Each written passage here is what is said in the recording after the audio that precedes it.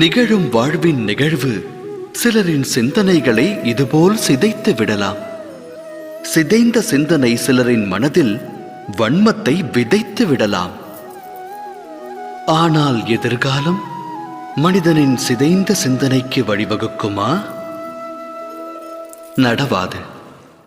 ஒருவன் உயர்ந்த ஓர் மலை சிகரத்தின் அடியில் நின்று அதன் உச்சியை அடைய முடியும் என்று நினைப்பதால் மட்டும் அவன் மன எண்ணம் நிறைவேறுமா? இயலாது. முயற்சி வேண்டும்.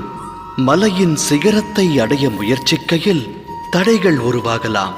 உருவாகும் தடைகளை உடைத்தெறிய தன் சக்தியையும் யுக்தியையும் பயன்படுத்தி உச்சியை அடைய வேண்டும்.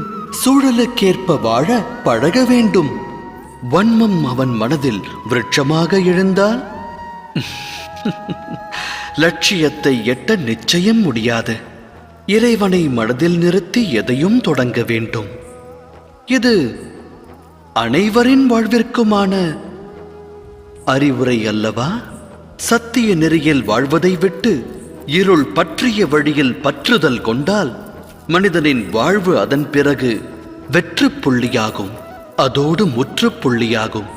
வாழ்வில் அனுபவம் கற்றுத்தரும் பாடம் இது.